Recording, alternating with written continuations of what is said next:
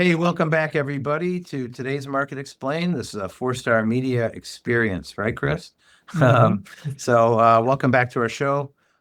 We are going to do our traditional review of the markets today and update everybody a little bit. We had an election day yesterday as well, and there's a lot of things happening that are going to affect finance and our investments. I'm Brian Castle, your host. I'm here with Mr. Chris Reardon. Chris is the Director of Development for FourStar. He handles all the products and portfolios, works with the advisors, and he's a native of Cleveland, still loves his Indians, and he's got a young family with young kids. So we don't see Chris on the road very much because he's home with his kids. So anyway, well, Chris, welcome to the podcast. Thank you, Brian. Glad to be here. Glad to talk a little bit about the markets. And again, I'm Brian Castle. I'm your host. I'm the CEO and founder of FourStar Wealth, Chief Investment Officer. I'm also involved with scouting. I'm a trustee of the National Foundation and a Baden-Powell Fellow of the World Scout Foundation. So very involved in that. Basically, we are trying to build a major national firm at FourStar, and we've done pretty well. We're in the top 250 already. So that's what we're doing here, bringing independent advisors into a firm where they can serve their clients really well. So that's who I am. And again, welcome everybody to the podcast. I'm husband to the amazing Trippy and dad to two great sons, Quinn and Evan. So that's where we are. Chris, why don't we talk a little bit about the markets? Yeah, I mean, interesting movements from that front. I think domestic equities is still holding the number one position. No surprise there, I don't think. It's at 287 tally points. I'd gained two points from the last podcast, so just slowly kind of moving upwards. International equities still in that number two position at 272, and that's +5 from the last podcast. So that gap did close a little bit. I think Okay. interesting though is this third position here. So commodities is at 232, and that gained 11 points in the last podcast. So commodities was the biggest mover from the last podcast, and obviously it moved upwards pretty heavily.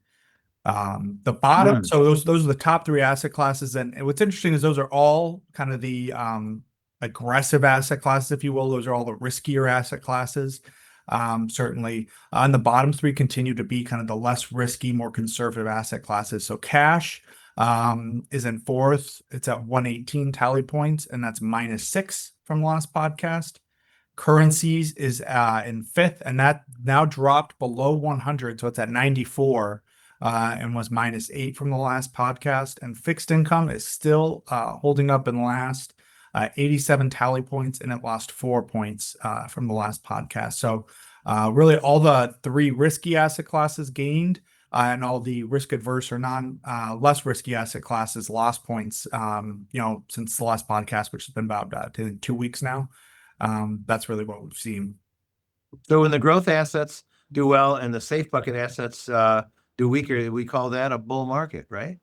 Yeah, yeah. I mean, this would be a very obviously very strong bull market if you're just looking at this and what's going on here. You would say it's Yeah. a very strong bull market with what's going on. So it'll be interesting to see. I think most people over the last 2 weeks, obviously markets have been a little volatile, so they might say, well, it doesn't necessarily feel like a strong bull market the last 2 weeks, but these also look from a more broader perspective as well. So I think that's important to note.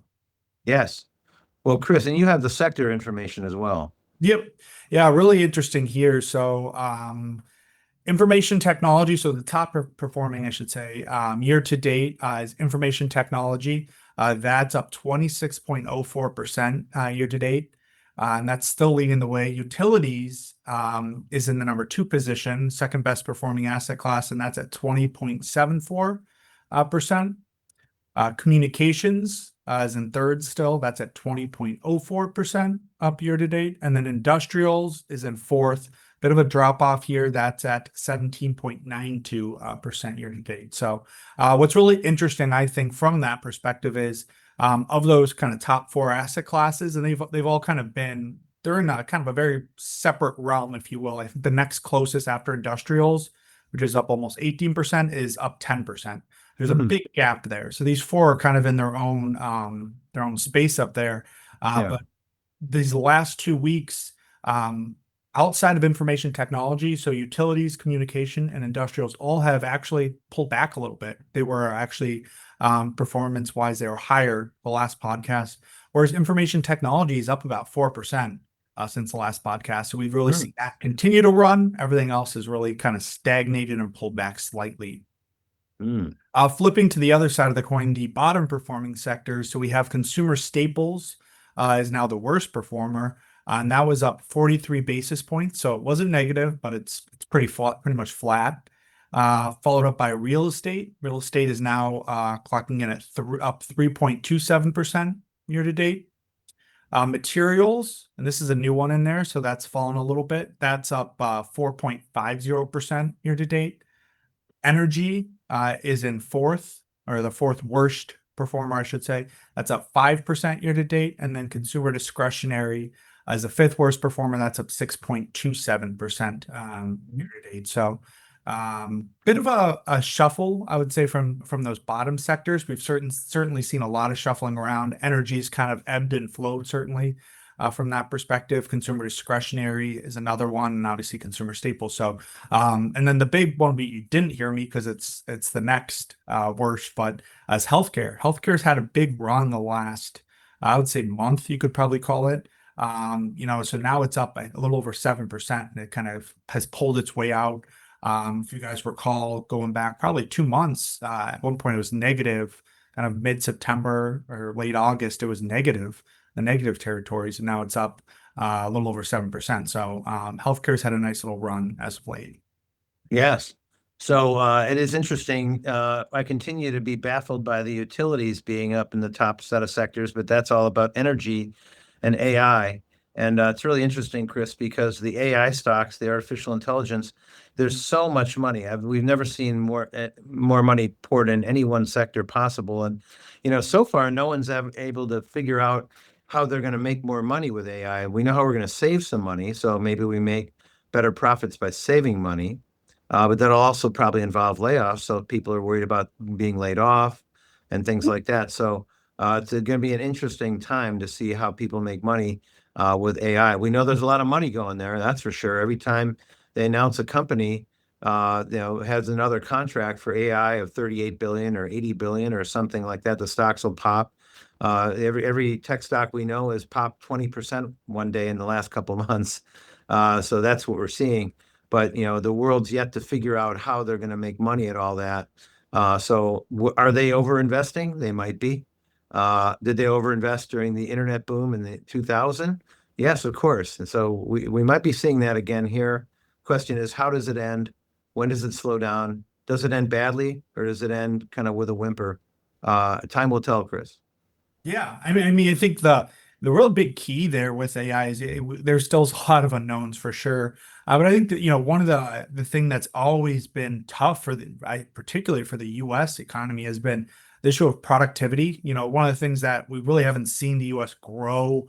We've been trying to get that GDP up. I mean, grow like as high as we would like the GDP number wise.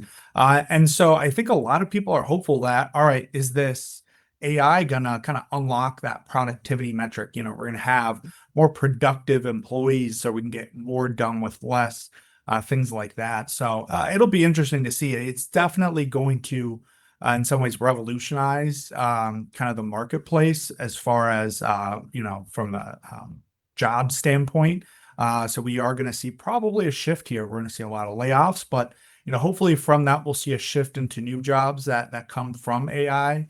And things like that. So definitely interesting. We're still at obviously the very beginning of it. But I think that's really the hopeful, and that's the powerful aspect. It's almost like a multiplier effect, right? That we could see if we unlock that productivity from that standpoint. So we'll also have to wait and see, though. I think there's a lot of unknown variables. Well, and that's our main index, which is the S&P 500. But there's other indexes out there as well. And so we'll look at those.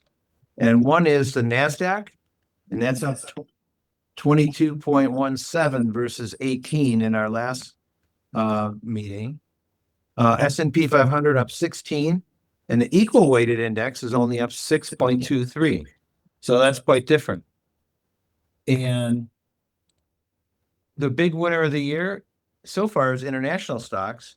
And the dollar had been weaker versus other currencies. And so international stocks are doing quite well, up 23.84, but they had been up almost 26%. So that was the big winner of the year so far. So investors who have positioned international are being very well rewarded right now. The Russell 2000 is about even from where it was in our last show, 10.66 versus 10.49. The Russell 1000 value is up 10.4. And then the Dow Jones is up a little bit more from our last show, 11.36 versus 9.9. So we're seeing some decent returns from the financial markets, but this year so far has been all about international. That's the first time, Chris, in many, many years where we've had a sustained rally in international. The last small rally we had was in 2015, only a couple of months, and then it went back to faded to underperforming. But now, for the last 8 months, we've seen international stocks outperform the U.S. stocks. And Chris said the dollar has started to strengthen a little bit in the last few months, so maybe that trend will end. We'll see. But what most investors do is when international stocks are strong, they don't really recognize it right now because they don't really have those positions on their radar. They wait till the year is over and they hear, oh, international stocks did well. And then they position it right after the rally, and then they don't do so well because the move has already happened. So let's hope people don't get caught up in that again. But international is the strong one for the year, Chris. So there we are. Yeah. Yeah. I mean, I think the last time, I think I want to say come from 2017 was a strong year for the US. And I think coming into 2018, there was speculation we're going to see the international markets run. I think they're kind of poised, but never really came to fruition. I think, yeah, you have to go all the way back to, 15, 16 to really see even a couple months. Because other than that, it's just been very up and down, very patchy, if you will, from the international perspective as far as what's been working. Exactly. Well, good. More thoughts on this market, Chris, besides that? Yeah, I mean, I think going to looking at this market right now, I mean, I think it's a heavily economic driven market right now. There's a lot of unknown variables out there that are really impacting not only what the Federal Reserve, that's a major one. Are they going to lower the rates right now in December? As you had mentioned, Brian, I believe they just lowered rates again. So, depending if they continue, if they're more aggressive with that, that's going to have a drastic effect on the economy. If they stop lowering interest rates, that's going to have a very different effect on the economy. So I think you have so many different things that are still some things have been resolved certainly, but you still have a lot of things that are still unresolved. So what that's really causing right now is a market that's a little bit more volatile. And I like to highlight that volatility, we've talked about this before, is not only necessarily say volatility, the downside volatility and crashing markets, but you get volatility to the upside. And we've certainly seen a volatility to the upside spike these last couple of weeks. I mean, a 4% move in about a 2-week period from technology stocks is a pretty aggressive move upwards there. So we're just seeing markets that are just moving aggressively in both directions right now. And I think that's probably gonna, until we start to get more of a definitive move in one direction, or whether the economy is going to go into recession, or we're going to kind of eke our way out of it. It's going to be just a little bit of uncertainty there. Yes. Well, and there's always uncertainty. We try to figure out, what's the likelihood of things happening and make our bets that way. But one thing that we should probably point out, Chris, is people have been talking a lot about the S&P 500 and the multiple, and the highest multiple ever was 23 times earnings, and that was in 1999, just before the big technology crash. And so everyone recognizes that being the highest multiple. We're back at 23 times, so we're actually hitting a new high again, or at least we did about a week ago. But what people aren't really seeing is the S&P 500 is dominated by those top sectors. Obviously, it's a market cap weighted index. So those multiples of the technology names are so extended that they're taking the multiple much higher. But if you take an equal weighting of all the positions, the 500 stocks, the equal weighted multiple is only about 17 times. So in the history of the markets, I think the lowest market multiple was about 7 times. That was back in 1974 at the oil crisis, even worse than during the Depression. And the highest multiple is where we are on the official index. But if you look at the equal weighted index, it's only 17 times, which is what we call fair value, right in the middle. So, for it to be 17 times for the average stock does means we're not really crazy overvalued. We may be crazy overvalued in certain sectors like information technology, but a lot of sectors are not overvalued. In fact, the 5 sectors Chris mentioned that are underperforming this year, they're clearly nowhere near, and some of them are not anywhere near 17 times earnings. So a market is an average of everything, but yet there's certain things that are extended and certain things that are really cheap. So, trying to be in areas that are cheaper will probably give you less risk. But then again, you want to be in areas that are moving. So you have to kind of balance the risk that you take when you're investing in the market. But is this market overpriced? I guess technically by the benchmark it is, but overall it doesn't appear to be. Yeah. Well, I think that, your point, the benchmark a lot of people think of is the pure S&P 500. And that's being it's so oversaturated with, 10 names essentially, or 7 names, whatever, that, those are so overpriced, so overvalued. And, you know, if your only metric for value or for looking at volatility is the S&P 500, it's, we've seen it this week come through because at some point those earnings are not going to catch up with them. They're kind of running a track race, and eventually, every quarter they have to report, they're going to either beat earnings and kind of have to reduce their estimates, things like that. That's what we've seen a lot. A lot of companies have come out and they've beat earnings, but then their estimates for the next quarter, they've reduced them or brought them more in line. And the stock usually takes a 10% hit, off of that. So, but if you're in these other, stocks and sectors, I think that they've been more stable. I mean, the Russell 1000 value is up 11%, which is a really good year still overall. And those stocks are definitely a little bit more steady from that perspective. Yes.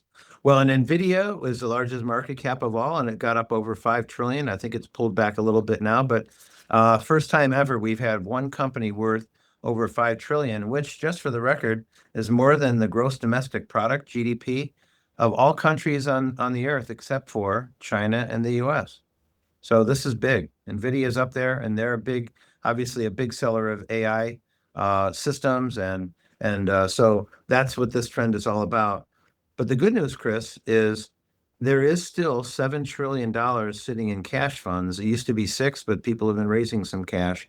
So eventually that money will come out of cash as interest rates start going down like they did last week. So eventually some of that money's got to come out.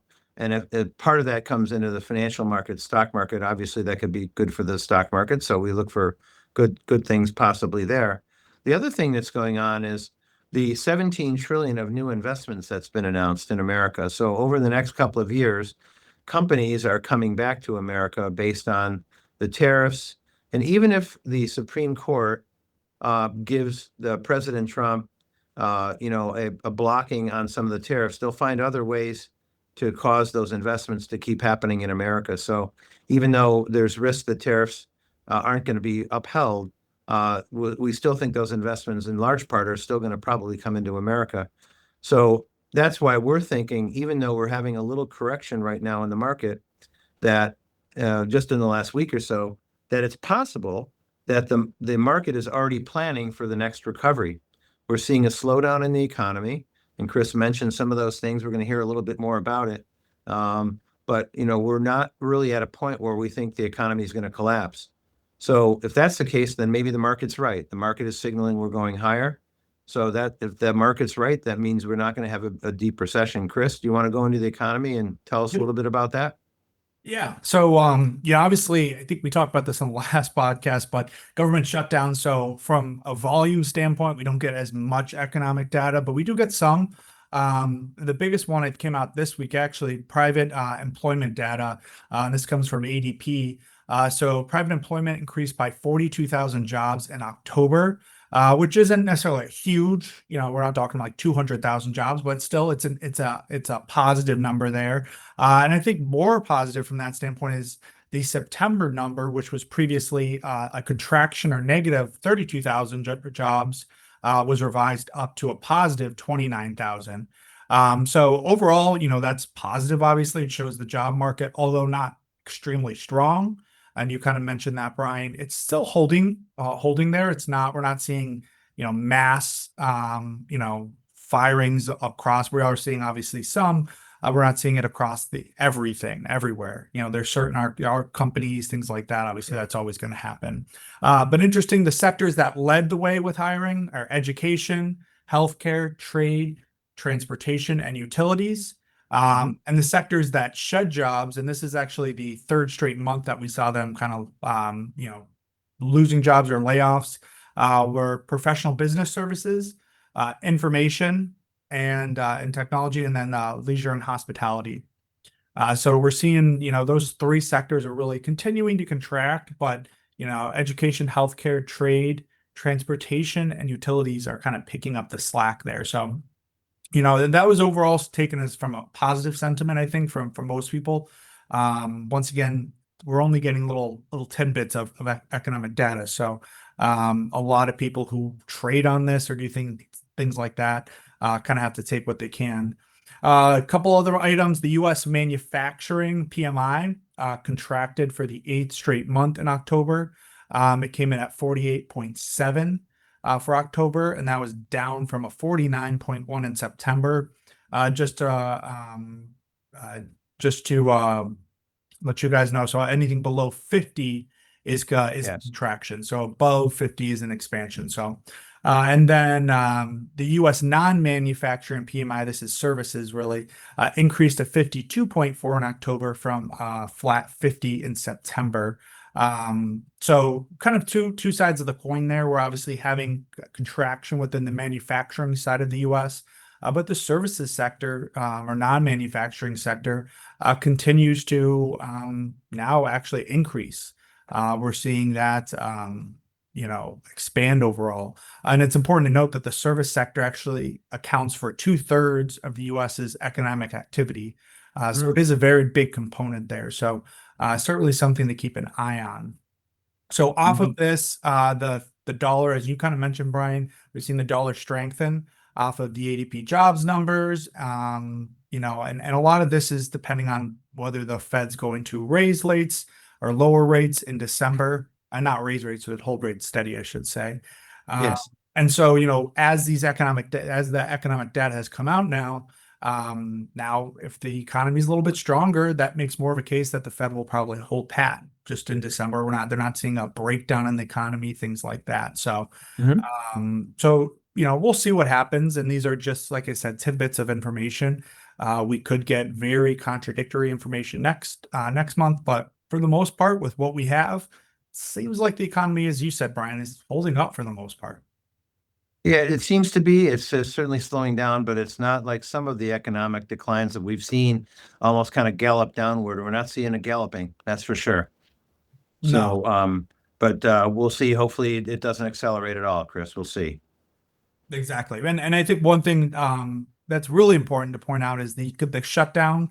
We really haven't seen this data necessarily hit yet, but the U.S. government shutdown is now extended to 36 days, which actually eclipsed the previous longest shutdown, which was 35 days. So it still is going on. Hopefully it gets resolved soon from that perspective. But, that continues to be, I'd say, another outlier that could have an impact.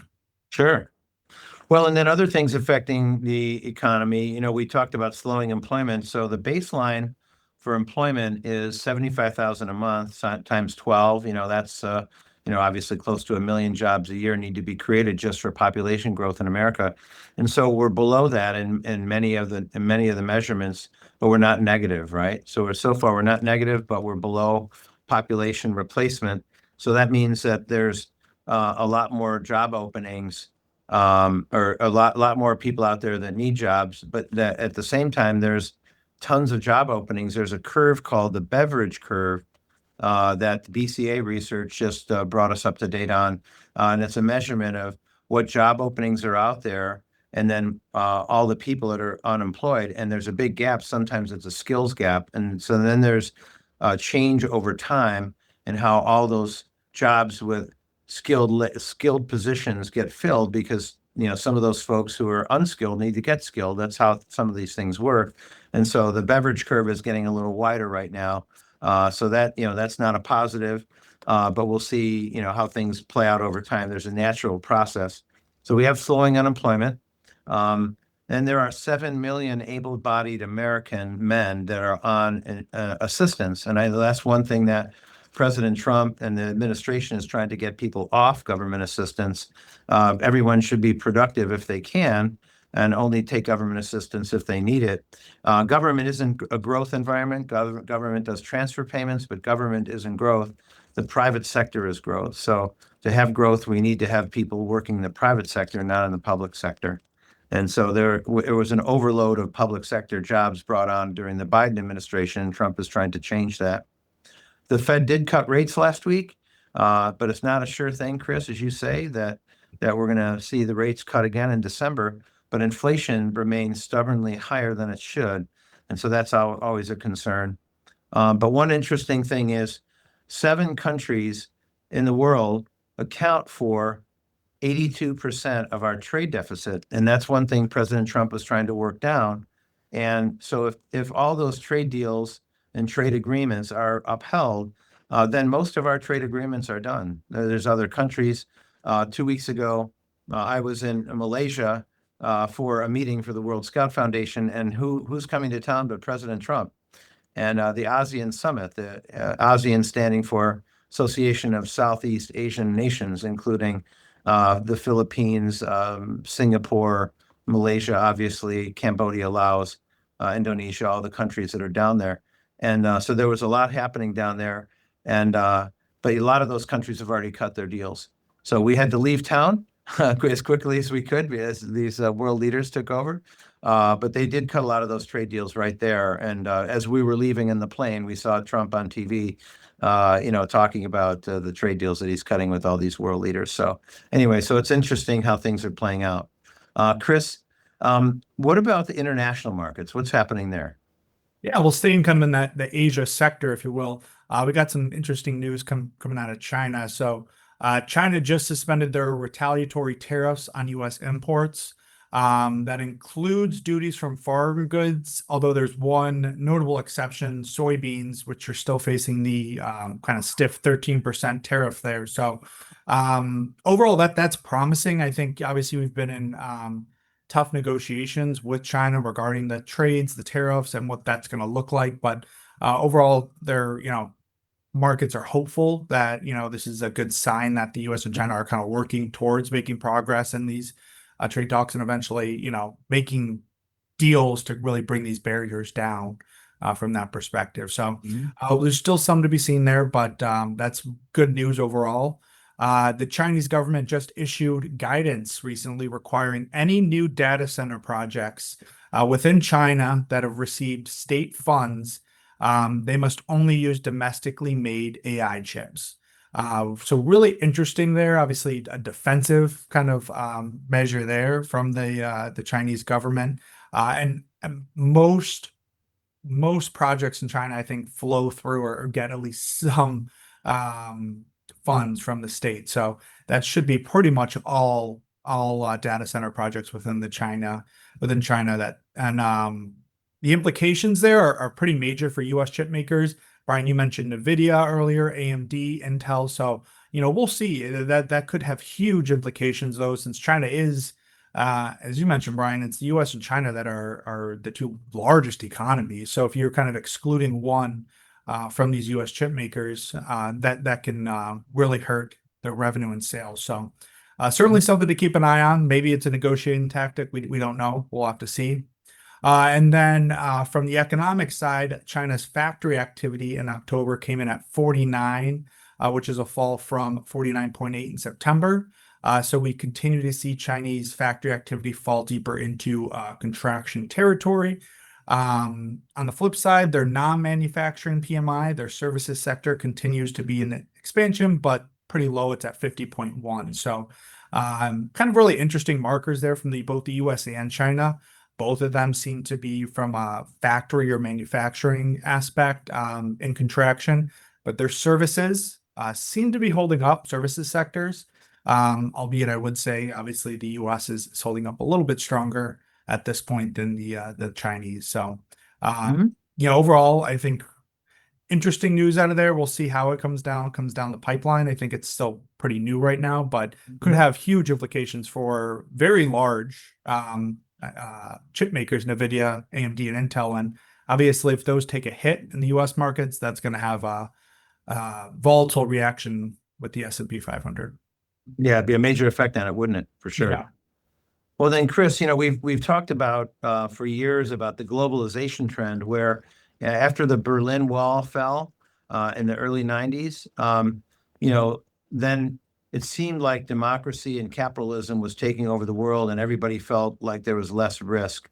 The Soviet Union having broken up, and a lot of the bad actors in the world weren't acting so bad anymore. Well, that of course, that changed many years later, with 9/11 and other things going on.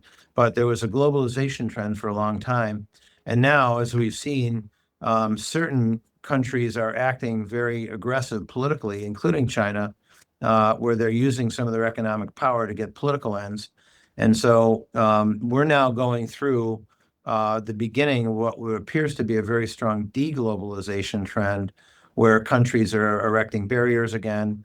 And part of it is that people are not playing fair and nice in the sandbox, if you will. They're not playing nice on the world stage.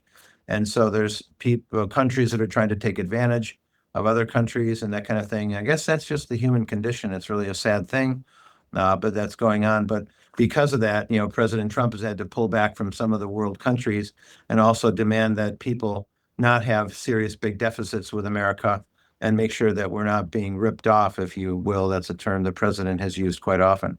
So we're seeing a big globalization trend, and it's changing from shared leadership to stronger individual country leadership.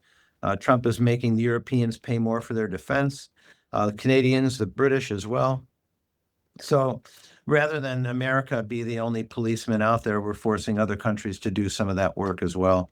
So that's going to be a continuing theme going forward, and it will dominate what happens in the economy over the long time in the world. So that's something we can watch for. So I think that's all the heavy announcements we have about the economy and the markets. What else do we see out there, Chris? There's some other interesting things we should talk about. Yeah, so a couple quick things that I'll note from the commodities perspective. Precious metals. So we finally, after a bit of a pullback, quite steep pullback, after hitting new highs after new highs, gold and silver had a big pullback. Now they've started to restabilize again. A lot of that has been kind of a restabilization due to safe haven demand, things like that. As people are now speculating, is the stock market getting too overstretched, things like that. So we're starting to see gold kind of restabilize back out, which is overall pretty positive. And then oil prices have fallen recently, and a lot of this comes from the economic data we just spoke about. Fears of slowdown between China and the U.S. So oil prices have fallen about 3% from their October highs from there. So, and one note, I mean, I think it's the deglobalization trend that you mentioned, Brian. I mean, I think it really shows, and I think it highlights kind of the current state, I think, of global affairs we're in too.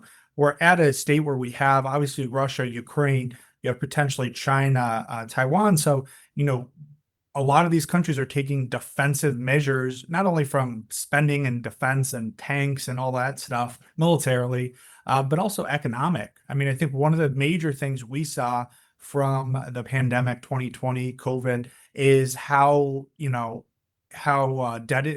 dependent we are on China, on these other economies, and that was a pandemic and people were trying to help. I think if we had some significant wars that happened, if China did invade Taiwan, we'd have to cut off those supply lines. So I think a lot of nations saw that there was this, it was really a fragile world order that we were in. And so there's this rush now to deglobalize, to kind of have some of this ability at home to be able to kind of speak, because you can't always count on necessarily that neighbor to be there. And I think to your point, the U.S. can't fight every battle. We can't be on every front. So making the especially the Europeans, but even some of our Asia allies spend what they need to up their spending, because we can't fight two wars on two fronts and be everywhere.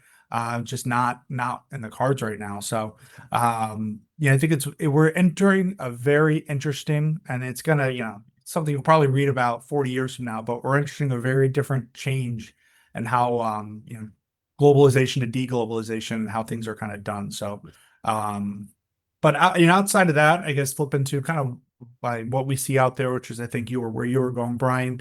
A Yes. couple things. Former Vice President Dick Cheney passed away at the age of 84. So obviously a very prominent politician there. And then the big news, we had the World Series and the Los Angeles Dodgers won in a thrilling 7-game series versus the Toronto Blue Jays. It was just, really great series there overall. But they became the first team to repeat since, I believe, Brian, we were talking about this earlier. I think it was the Yankees, which ended in like 2000. So it's been about 25 years since we've had a team repeat back-to-back years with World Series titles. So that's always good to see, I guess, in some ways. Absolutely. And then also one other interesting trend out there, and I wanted to mention it on today's show because we've seen so many people be affected by this, is there's a new wave of email hacking, and apparently they've written some AI-based algorithms to hack people's passwords. So if you have a password, you should try to make it as complicated as possible. And I personally have been hacked twice this year, where all of a sudden you start getting calls from people that got an email from you that they can't open, and you realize that 20,000 people in your database just got an email from you, and it was fake because they got into your system. So you quickly shut down your system, and hopefully nobody gets hurt by it. But that stuff is happening all the time, and so it's happened to me. It's happened to a lot of other people. I get emails from others. So be careful out there, everybody. As far as information technology, make sure they always tell you to make long passwords when you're emailing and you have an email system. There's a good reason for that. It's harder to break long passwords. So get a long password out there. And then also, I wanted to comment on something else, Chris. Recently there was announced the FBI Director Kash Patel announced that there was a major gambling scandal in the National Basketball Association. Now we've heard of these scandals before in the sports world, but this looks to be pretty widespread. The original one, of course, was the Black Sox, the Chicago White Sox in 1919. Say it ain't so, Shoeless Joe Jackson, and all that kind of stuff. But that's happened again in the NBA, and it's really sad. So there are going to be some people going to jail. There's so much gambling going on, and gambling is free and easy and everywhere available on the internet. So all that's led to a rise in some of this behavior, and it's really a sad thing.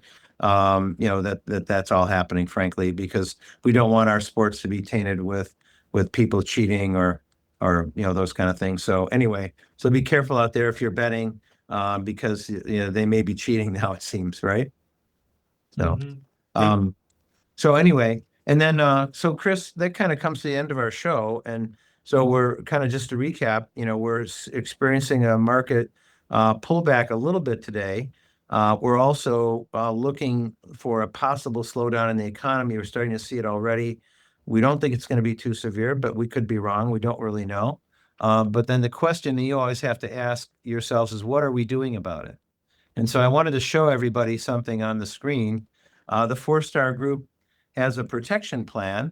And so I just posted a one screen piece on there about our FourStar protection plan. And basically what we do is, in times of market volatility, when things are pulling back, we will rotate out of the market partially or completely in certain portfolios. We were fully invested ever since the end of the down cycle from Trump Liberation Day. We did start getting in this protection plan in February. We got maximum cash right at the end of March. It's the only 8th time that we've gone to a maximum cash level in 31 years. But it happened right before Trump Liberation Day, when the market went down 5.5% 2 days in a row. Chris, if you remember, 11%, that was brutal. So we kind of, our indicators did find that. There's an element of luck to this as well. I hate to say that, but that's probably true. We didn't know that Trump was going to announce when he did, but the market was signaling something was going on. But then we got fully invested again by June. We've been fully invested ever since, and now it's November 5th, and we decided to take protection again based on some of our indicators. And I have this on the screen, shows our tactical and moderate models. There's 4 different signals to get us from fully invested, which we are 85% of the time, to a maximum cash level. We've gone to position level 1 only in our U.S. sector portfolios that are related to the S&P 500, not in the dividend portfolios, not in the international portfolios, and not in the dynamic allocation model, just in the one model, but we're starting to take some protection. Only about half the time that we begin protection do we go all the way to maximum protection. The other times, we'll go to position 1 or 2 or 3 and then turn right around and go back in. And so we're waiting. Hopefully, we get better signals and we can get back in, that the market is going to be strong. But right now, we're in that mode where it's possible we could see, a pretty sharp downturn. And again, I said half the time we'll go to maximum protection. Hopefully, we don't have to do maximum protection again twice in the same year. We've only had to do that twice in the same year once, and that was in the very, very bad year of 2022. Previous times that we've gone maximum protection include 2001, during the tech crash, 2008, during the Great Recession. Then we went 2011, 2015, 2020 during the pandemic, twice in 2022. And then, of course, this year we did it once as well. So that's what we're doing about it. We just wanted to tell you. So we're partially in protection mode, and we'll see how things go going forward. Everybody also look for the FourStar leadership matrix post at fourstarwealth.com on our main website. Scroll down to the leadership matrix, and we've got a post all about that gambling scandal to learn a little bit more about that. And then also there's an interesting podcast interview with Dr. Kanan Van Williams, who is doing investing in underprivileged areas and getting good returns. So we're doing well by doing good by doing well, if you will. And so there's a very interesting interview out there. So if you folks are watching this on YouTube, you'll be able to see this. And so you'll be able to see the things I posted on the screen. And then you'll probably see it on video clips as well, where they talk a little bit about our protection plan. So, all right. I think that'll do it for us, Chris. Yeah, I got that about covers it for the we're first week of November now. It's crazy. Okay. All right, everybody. Let's hope things get better. And we'll have another episode probably just before Thanksgiving. Thanks, everybody. Thanks for being with us today. And Chris, I guess we're over and out. Over and out. Okay. Bye-bye, everybody. Take care.